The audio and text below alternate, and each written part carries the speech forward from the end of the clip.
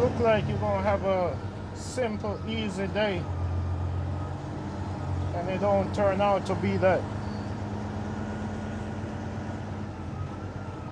My day was, it was going good at first, which is still a good day, but I ran a local, got to the customer, delivered the load, came back, the container can't go in the port.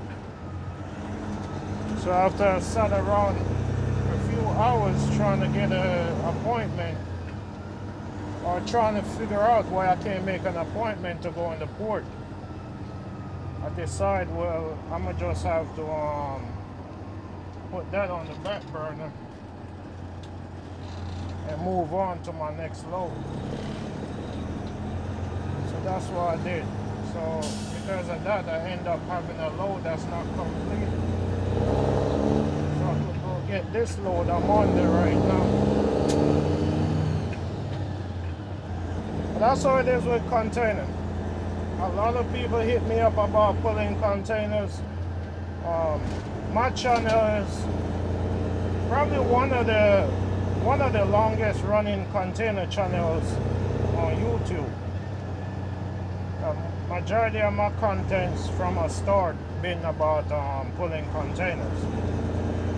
So a lot of people find my channel, they hit me up, they want to get into pulling containers. I could guide you on pulling containers, but starting off, if you never pulled container before, I highly recommend you either start off as a company driver or start off as a lease operator. Not really say lease operator, but lease on. You have a truck, you lease on somewhere that pull container. By you doing that, you'll learn the ropes. A lot of stuff that you're going to run into, a lot of the basic stuff that you're going to run into when it comes to getting the load or dropping off the load, you'll learn that at the company you lease onto or the company you're working for if you're a company driver. Yeah, when you get out there on your own, you're still going, as far as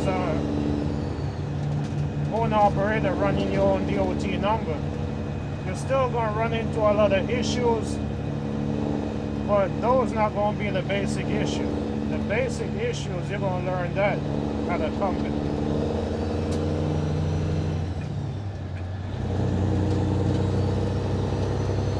Coming out here with your own authority, I highly recommend you either one, well, both of them I highly recommend.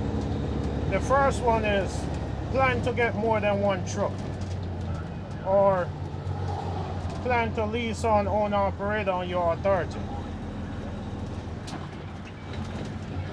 And the reason I say that, you're going to come across a lot of loads from, whether it be from a broker or a direct shipper. You're going to come across a lot of situations where they have a lot of loads under the same booking number, picking up the same place, going to the same place.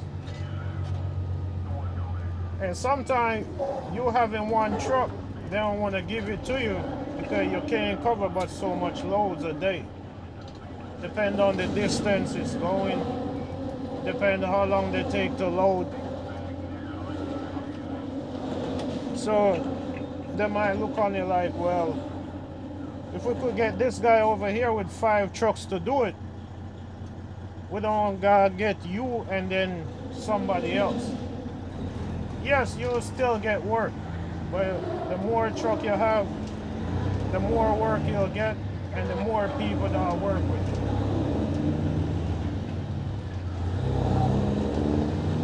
Another thing I recommend doing is renting a yard where you park. Either it could be some lots you rent, some parking spaces you rent at a lot, or you rent a whole yard just for yourself. You're gonna run into situations where you have a container that can't go in the port, but you already book another load. So now the one that can't go in the port, you're gonna have to park that somewhere and go run the other load that you already commit to. Now if you have a yard, you go park it there.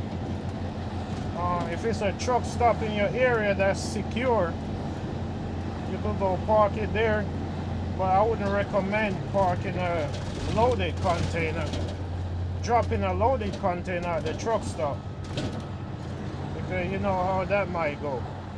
If it gets stolen or somebody breaking it, that's going to be on your cargo insurance.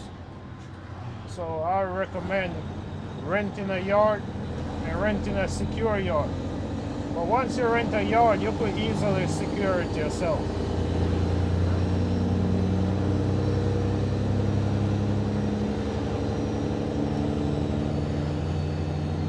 But that's the two things I highly recommend you do if you decide to go ahead and get your own authority.